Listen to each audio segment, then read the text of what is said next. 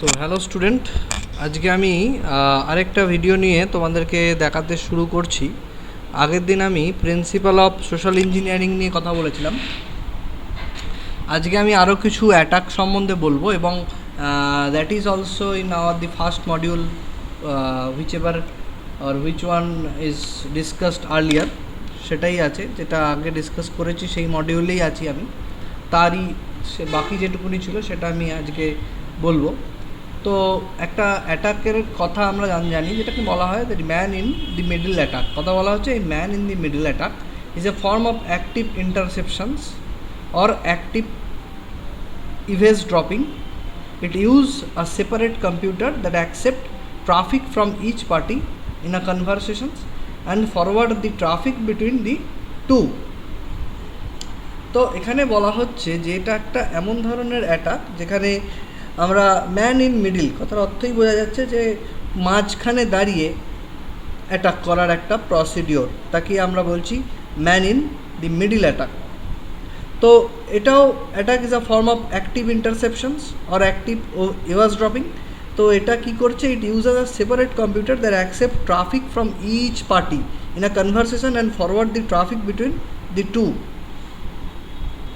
প্রত্যেকটা কনভারসেশন যখন when the conversation is going on, it scratch the data from that conversations, এবং সেই কনভারসেশনের মাঝখান থেকে the two computers are unaware of the MITM computers and it can interrupt the traffic at will or insert malicious code. For example, imagine that Maggie and Bart are exchanging informations with their two computers over a network.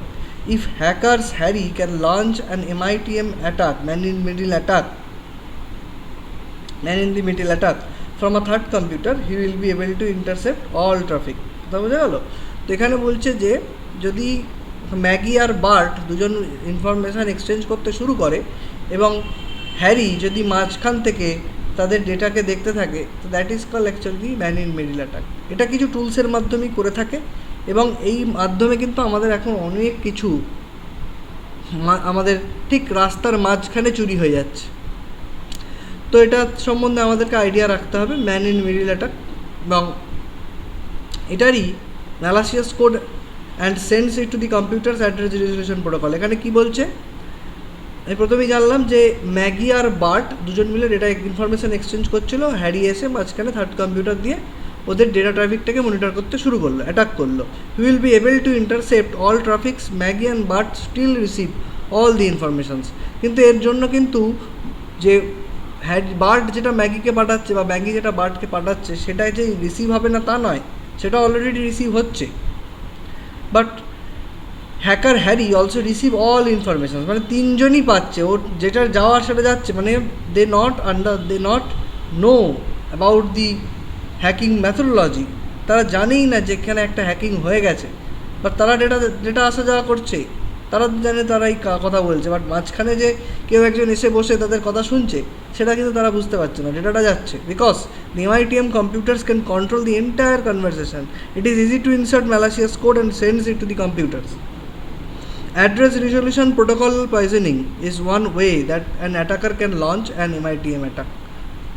তো এখানে বলা হচ্ছে ARP poisoning. ARP আমরা শুনেছি আগে যখন আমরা networking সম্বন্ধে পড়াশোনা করেছি বা নেটওয়ার্কিং সম্বন্ধে জেনেছি, সেখানে আমরা অ্যাড্রেস রেজলিউশন প্রোটোকল সম্বন্ধে জেনেছি, এবং তার মাধ্যমে কিন্তু আমরা ম্যালাসিয়াস কোডকে একটা কম্পিউটারে পাঠাতে পারি, এবং যেটার মাধ্যমে আমি হতে পারে সেটা একটা ট্রোজান, সেই ট্রোজানের মাধ্যমে কিন্তু আমরা ওখান থেকে ডেটাকে ফেচ করে নিতে পারি। তারপরেই আমি এই MITM অ্যাটাকের সাথেই জড়িত যেটা এআরপি পয়জনিং, সেটা নিয়ে একটু কথা বলি। The ARP poisoning is an attack that misleads computers or switches about the actual MAC address of the system। মানে অ্যাকচুয়াল যে MAC address of the system সেটাকে আমরা কি করছি, দ্যাট এটা মানে ওটাকে আমরা ম্যাকটাকে ক্লোন করে ফেলছি, তো ম্যাক আইডিকে ক্লোন করে ফেলা মানেই তো কম্পিউটার আমার দখলে চলে। The MAC address is the physical address or hardware address assigned to the NIC. ARP resolves the IP address of the system to their hardware address and store the results in an area of memory known as ARP cache. তো এখানে বলা হচ্ছে যে ARP কী করে, যে IP অ্যাড্রেসটাকে resolve করে। Address resolution protocol actually যে রুলসটার উপর কাজ করে সেটাকে আমরা বলি ফরওয়ার্ড পাথ বা ফিডব্যাক পাথ। একটা পাথে একটা আইপি পাঠানো হয়, we are sending the physical address, যার সাথে এটা ম্যাচ, লজিক্যাল অ্যাড্রেস যার সাথে এটা ম্যাচ করবে তার ফিজিক্যাল অ্যাড্রেসটা তার সাথেই চলে আসবে। তো এখানে বলছে TCP IP use the IP address to get a packet to a destination network. TCP IP যে প্রোটোকলটা, যে transmission control protocol, internet protocol, uses the IP address, IP অ্যাড্রেসকে ব্যবহার করে to get a packet to a destination network. IP অ্যাড্রেসকে ব্যবহার করে একটা প্যাকেটকে ডেস্টিনেশন নেটওয়ার্কে পৌঁছাতে বা পেতে সাহায্য করে। So once the packet arrived on the destination network, it uses the MAC address to get it to the correct host. তাহলে ওই যে আমি বললাম আইপি অ্যাড্রেসটা পাঠাচ্ছি, পাঠিয়ে ম্যাক অ্যাড্রেসটাকে নিচ্ছি, এবং যখনই ম্যাক অ্যাড্রেসটা পেয়ে যাচ্ছি, ARP uses the two primary message, ARP request. The ARP request broadcast the IP address and essentially ask who has this IP address. কোশ্চেনটা এরকম, আমি একটু আগে একটা কথা বলেছি যে আইপি পাঠিয়ে, that is we are sending the logical address and we are getting the physical address from the intercept or from the computer. তো এখানে বলা হচ্ছে আমি একটা ARP রিকোয়েস্ট পাঠাচ্ছি, I am sending a ARP request to the রিসিপিয়েন্টস or to the receiver and with the IP address and asking them who has this IP address. এই কোশ্চেনটাই করা হচ্ছে, যার সাথে ম্যাচ করবে তার ARP reply is the computer with the IP address in the ARP request. তো ARP request জায়গায় বলানো হচ্ছে যে কম্পিউটারের সাথে ওই আইপিটা ম্যাচ করবে সেই কম্পিউটার তার ম্যাক অ্যাড্রেসের সাথে response with its MAC address, ওর ম্যাক অ্যাড্রেসের সাথে ও রেসপন্স করবে। তো তাহলে তারপর ম্যাক অ্যাড্রেসের সাথে যখন রেসপন্স করছে, the computer that sends the ARP packets, ARP request catch and MAC address for the IP. In many operating system all computers that hear the ARP reply also catch the MAC address.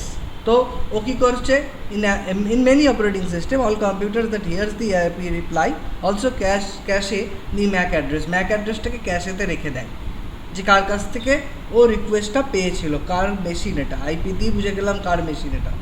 A vulnerability with ARP is that it is very trusting, it will believe any ARP reply packets. ARPর সমস্যাটা এটাই যে ARP খুব vulnerable এবং এটা সমস্ত ARP reply প্যাকেটসকেই believe করে। Attacker can easily create ARP reply packets. এবার কি হচ্ছে, ওই রিপ্লাই প্যাকেটসটা অ্যাটাকাররা তৈরি করছে। মানে আমি জানতে চাইলাম কার এটা, আমার কাছে রিপ্লাই এলো আমার এটা, চলো আমি তাকেই পাঠিয়ে দিলাম। আমি তো একটা ব্লান্ট ডিভাইস, আমি জানি না কাকে আমি পাঠাচ্ছি, আমি চোখ বাঁধা, আমি শুধু জানি যে যেখান থেকে রিপ্লাই আসবে আমি তাকেই পাঠাবো। তো অ্যাটাকার রিপ্লাই দিল, অ্যাটাকারকে আমি পাঠিয়ে দিলাম, জিনিসটা অরিজিনাল জায়গায় গেল প্লাস অ্যাটাকারের কাছেও গেল।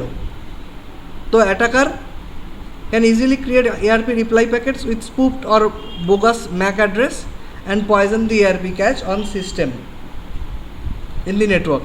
So two possible attacks from ARP poisonings are a man-in-middle attack and denial of service attack, DOS, that is full form is denial of services. আমি একটু লিখে দিচ্ছি এখানে, DOS that is denial of services.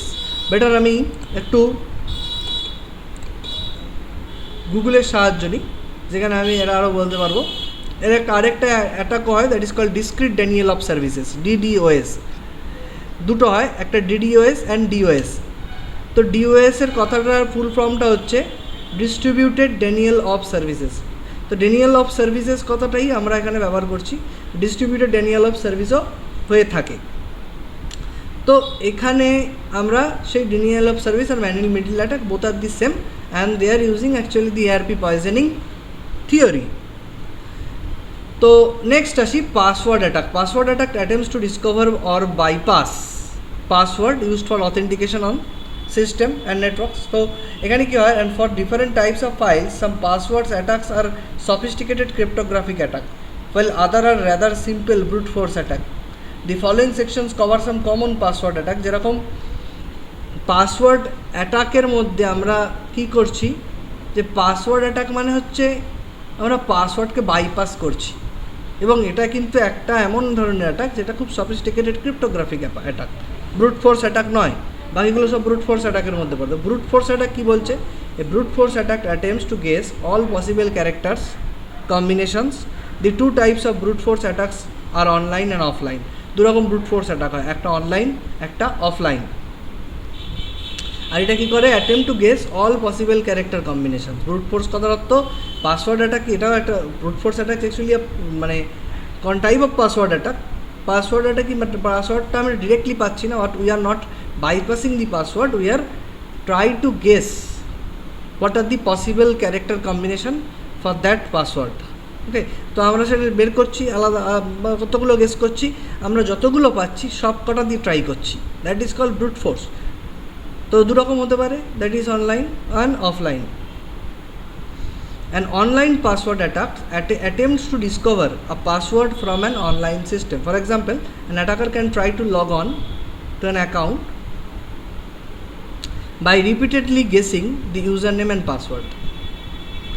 এটা হতে পারে যে একটা অ্যাটাকার লগ ইন করতে চেষ্টা করছে, বারবার তার পাসওয়ার্ডগুলোকে পরিবর্তন করে বা গেস করে দিচ্ছে আর চেষ্টা করছে। হতে পারে many tools are available that attackers can use to automate the process.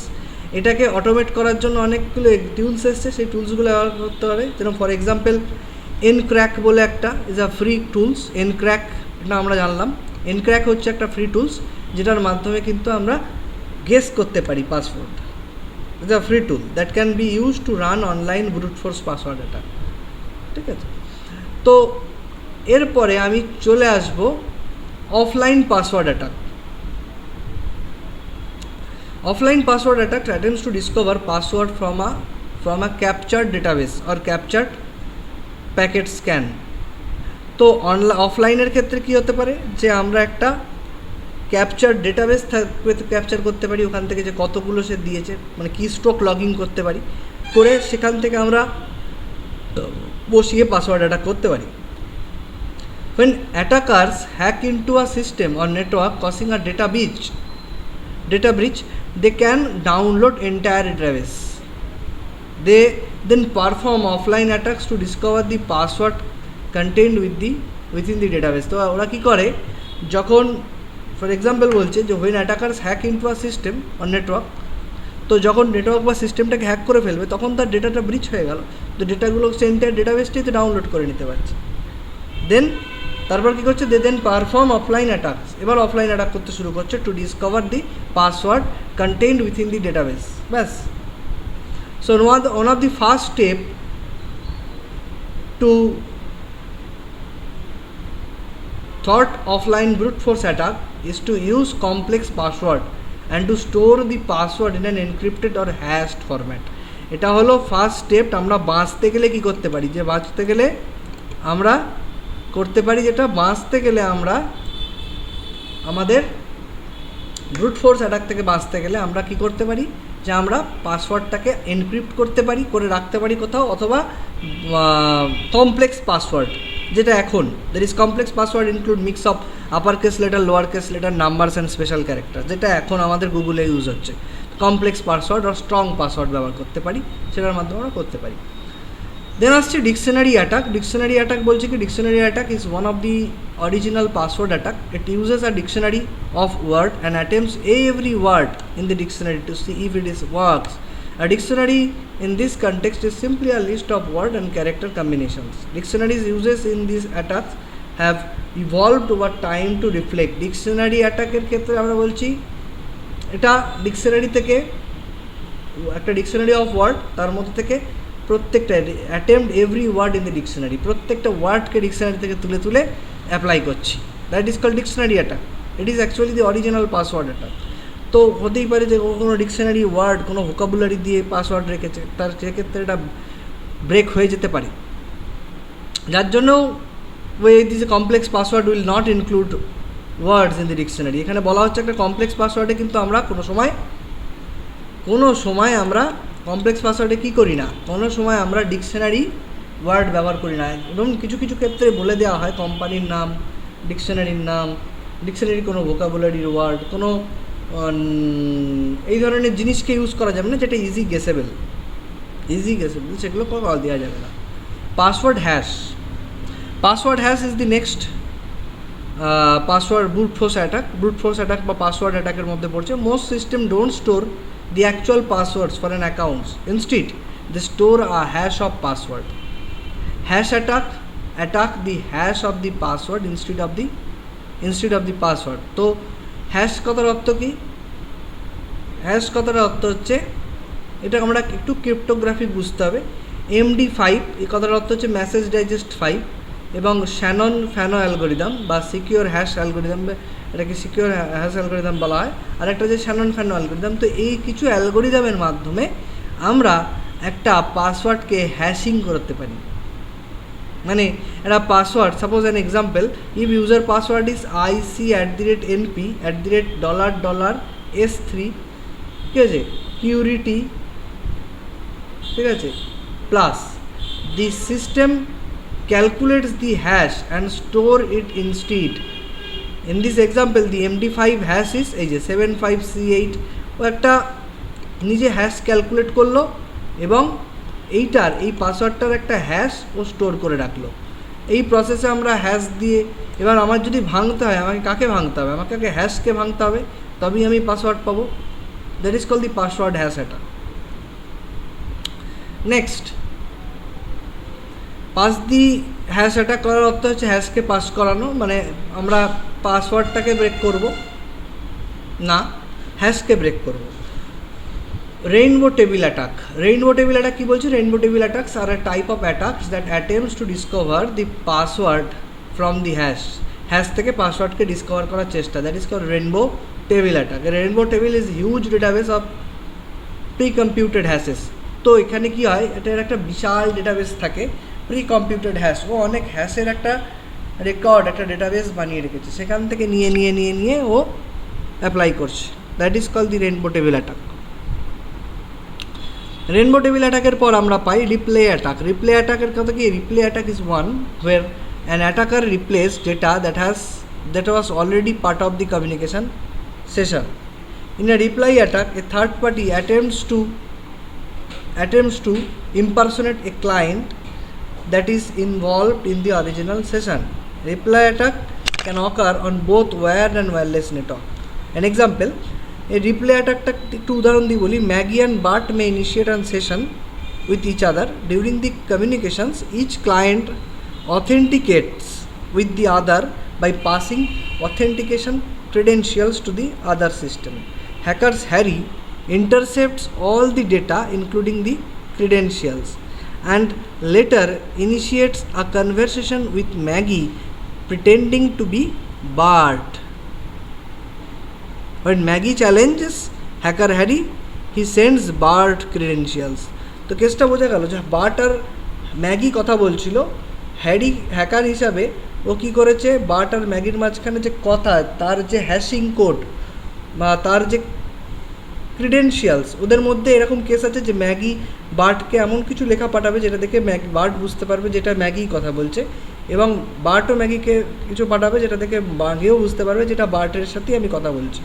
এবার ও সেই জিনিসটাও হ্যারি পেয়ে গেছে, ইনক্লুডিং, যেখানে বলা হচ্ছে ইনক্লুডিং দি ক্রিডেন্সিয়ালস পেয়ে গেছে। এবার যখন ম্যাগির সাথে এবার কী কথা হ্যারি বার্ট হিসাবে ম্যাগির সাথে কথা বলতে শুরু করেছে, এবং যখন ম্যাগি চ্যালেঞ্জ করলো যে তুমি কে বলো, তোমার এইটা পাঠাও, তখন ও সেন্ড করলো বার্টের ক্রিডেন্সিয়ালসটা। তাহলে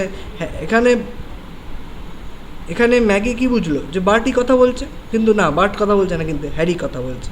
that is call the replay attack. এরপর যেটা আসছে হাইজ্যাকিং অ্যান্ড রিলেটেড অ্যাটাকস, যেটাকে হাইজ্যাকিং কথার অর্থ হচ্ছে typosquatting, also called URL hijacking, occurs when someone busy a domain names that is close to a legitimate domain name.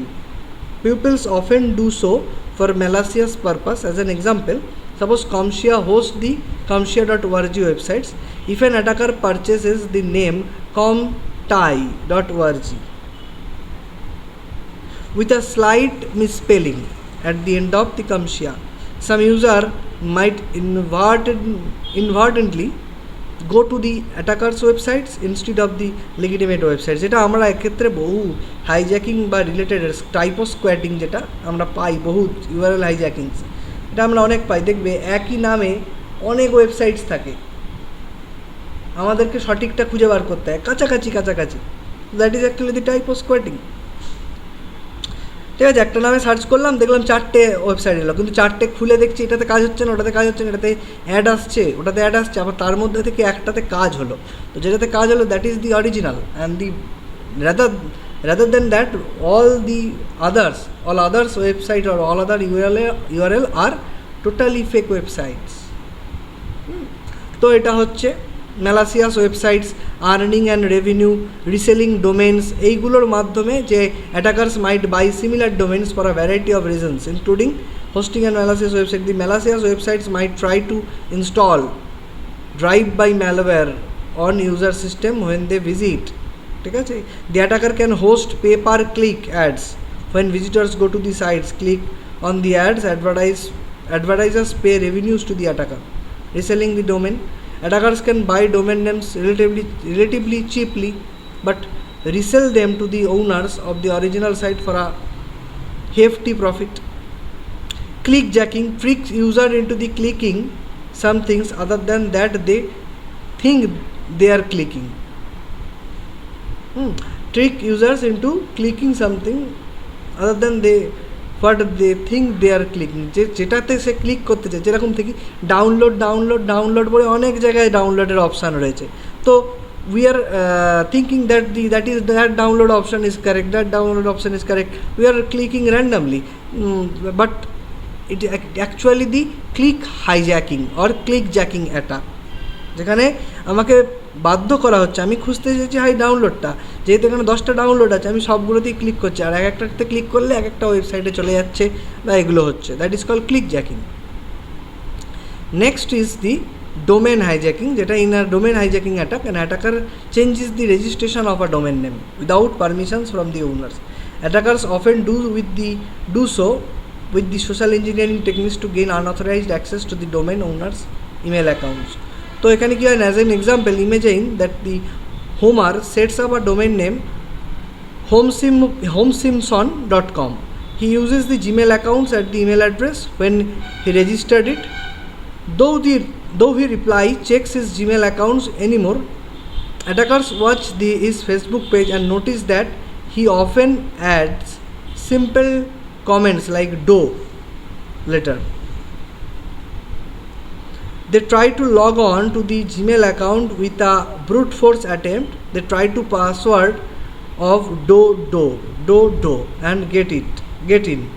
তো কী করেছে attackers, ও সবসময় অ্যাটাকার্স ওকে ফলো করছে, ফেসবুকে দেখেছে যে ও বলে কিছু জায়গায় ব্যবহার করে, তো অ্যাটাকার্সরা একটা ব্রুট ফোর্স অ্যাটাকে চ্যালেঞ্জ নিয়েছে এবং দুবার লিখে ওর অ্যাকাউন্টে ঢুকে পড়েছে। They then go to the domain name register and uses the forgot password features. It sends a link to Homer's Gmail accounts to reset the password. After resetting the password of the domain name registered site, the attackers change the domain over sign. They also delete all the email trackings what they did. Later Homer noticed his website is completely changed and he no longer has access to it. তো কী করলো, এখান দিক দিয়ে ঘুরে গিয়ে ও সমস্ত কিছুটা change করে দিল। ওখানে প্রথমে ওর অ্যাকাউন্টে ঢুকলো, ইমেল অ্যাকাউন্টটাকে চেঞ্জ করলো, করে কী রকম, তো আমরা এখান থেকে এটাই জানছি যে কীভাবে অ্যাটাকগুলো হয়। ও যখন ঢুকলো, অথেন্টিকেটেড ইউজার যখন ঢুকলো, দেখলো না ঢুকতেই পারছি না, আমার সমস্ত কিছু চেঞ্জ হয়ে গেছে। That's type of attack is called domain hijacking. তো টুডে ইজ দ্যাট মাচ। আমরা নেক্সট দিন আরও কিছু টপিকস নিয়ে আলোচনা করব। তো আজকে আমি ডোমেন হাইজ্যাকিং অবধি বললাম। তো thank you everyone to listen this kind of things. আর সবাই এটাকে ভালো করে পড়ো, আর নোটস যাদের কাছে আছে তারা নোটসটাকেও দেখো। Thank you.